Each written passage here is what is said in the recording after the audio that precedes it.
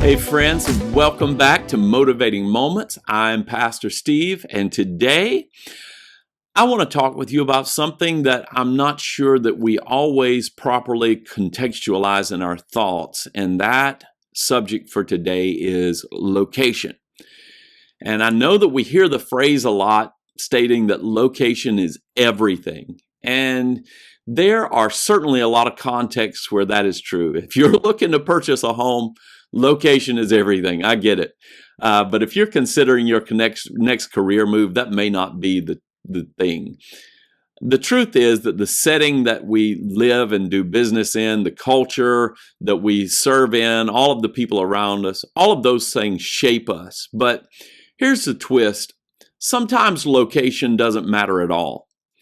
And when it comes to the struggles and the frustrations and the issues that we carry inside, changing locations rarely solves the problem. So today I want to help you sort out the difference between the times when location does matter and when it really doesn't. And I hope to be able today to provide a few tools that'll help you make wiser decisions about whether to stay and get planted and rooted deeper and when it's time to move on. So we're going to get ready and jump into our subject matter here in just a minute. But before we do that, as always, I want to encourage you that if you find these podcasts inspiring or helpful for you, if you wouldn't mind giving us a rating and review wherever you find that podcast, it'll help other people find our podcast as well and be encouraged as you are. And we would just love it if you have not subscribed, subscribe so that you don't have to miss a single episode. So let's jump in today because there are times when our location matters deeply. Let's think about this illustration for a moment. If you take a child and he was raised in a nurturing home versus that same child raised in an abusive one, two very different locations, you could expect that child to have two very radically different trajectories in life. An employee in a company that invests in their growth versus one that ignores them, location is going to shape how far they'll go.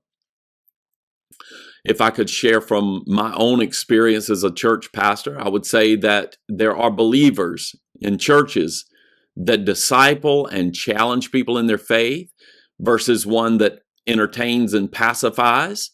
The location can accelerate or stall spiritual maturity. So let's be clear. Sometimes you do need to leave. Sometimes you do need a change in location. If the environment is toxic, if it's manipulative, if it's dishonest, if it's abusive, staying is not going to sanctify you. It's going to slowly destroy you. If the systems at a location block your growth, if you've hit a ceiling and no matter how hard you try, you're never going to advance because the culture won't allow it. That location matters. If your workplace or your community constantly forces you to compromise your values or your beliefs or your calling, then yes, the location is pulling you away from who God has called you to be, and that location matters infinitely. So here's the principle.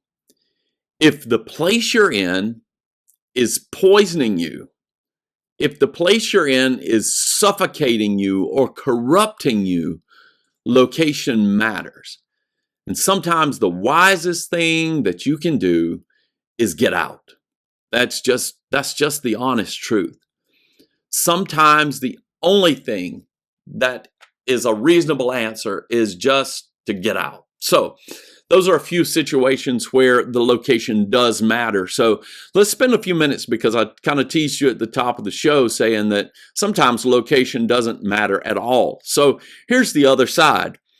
There are plenty of times when location doesn't matter. And let me give you a few of those illustrations if you don't mind. Have you ever noticed people who keep switching jobs? And every time the new job is going to be different, and I'm doing air quotes there if you're listening on podcasts instead of watching on the YouTube. This time it's going to be different. This location is different. But within 6 months, they're complaining about the same kind of boss, the same kind of coworkers, the same frustrations. It's like an echo from previous iterations. Why? Because they didn't just change jobs, they carried their baggage with them to the new job. Or maybe sometimes someone moves cities to, quote again, start fresh. The new zip code, new coffee shops, new neighborhood, but within just a few months, the same patterns emerge, the same behaviors are there, because the real issue never was the location. The real issue wasn't geography, it was their own soul. It was their own mental patterns and ways of processing thoughts and the things that they tell themselves, the inner narrative. And even in relationships, if someone hasn't dealt with bitterness, if they've not dealt with insecurity or selfishness, changing partners isn't going to heal them. They'll just relive the same problems with a different person. So we want to keep you from doing that. And recently, I had the privilege of visiting leaders in Trinidad, and what stuck out to me as we were set together and we shared stories. I sat with a number of leaders and talked with them about the challenges that they were facing in life and leadership and in their churches. And the thing that struck me was how similar our challenges were. Different country, different culture, different location, but the same kinds of struggles. And that's when it hit me. People are people. People are people. And as I say, sometimes people be peopling. And problems are consistent wherever you go. Sometimes going to a new place doesn't make the problem disappear. It really doesn't. It just gives them a new address. So I want to save you a lot of frustration in this, because here's the danger. And that is this, that frustrations with everyday discouragements often drive us to want to leave. We get upset, we feel stuck, and suddenly we're ready to change jobs. I mean, we've had a few bad days in a row. We're ready to throw our hands up, look for a better offer someplace else. A few things were said at our church we didn't like. We're ready to switch churches. Our spouse isn't behaving the way we want them to. We're ready to even walk away from relationships. And all of this with the idealistic hopes of finding this storybook romance or this perfect situation somewhere else. But that kind of monumental change should only be made if it carries a real promise of gain, if it's really going to advance you, and in good portion as well. If you uproot your life just because you're frustrated, I want you to understand this. Frustration is temporary, but the impact of a rash decision, man, that can last a lifetime. That can change the entire trajectory of your life. I have lived it. I know. So here's the principle. The struggle is not in the scenery. It's in the soul. And if we don't face our problems where we are, we're going to face it where we go.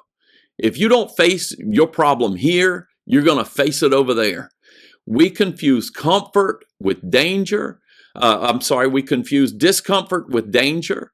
If we think if I'm uncomfortable, this must be wrong.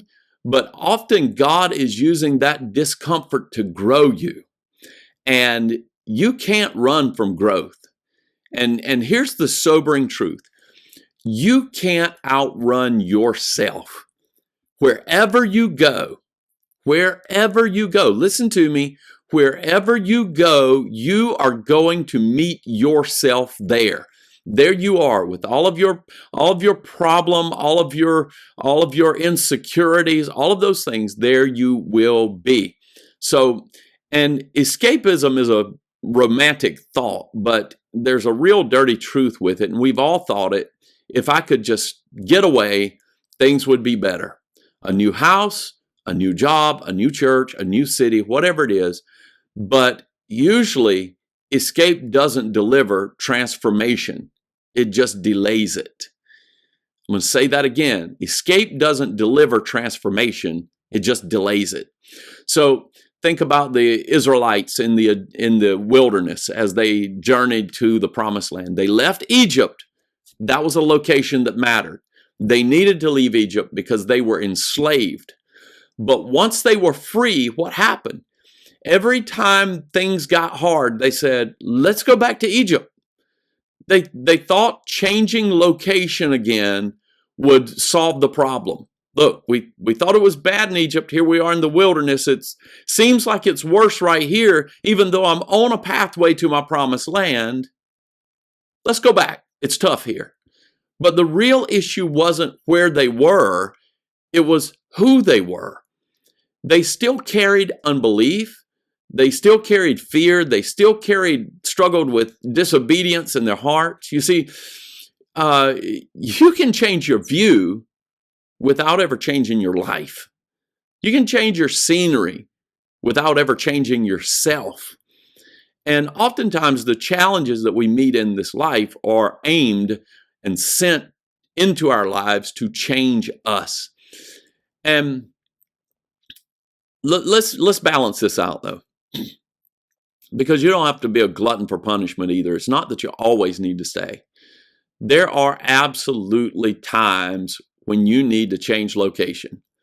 Again, if you are in an abusive relationship, it's time to move on. If you're in an unethical workplace, it's time to go. If you're in a toxic church culture, don't stay and call it faithfulness. Sometimes God's way of protecting you is to move you out. But don't confuse hardship with harm. Let's say that again. Don't confuse hardship with harm. Don't confuse being stretched with being suffocated. Leaving a toxic place can save you, but leaving a hard place can rob you of a lot of growth. I know. I've known the Monday mornings where I wanted to write a resignation letter because Sunday didn't go so good. I get it. I know you want to run. Sometimes God wants to rescue you out of a place. Other times he wants to grow you in a place.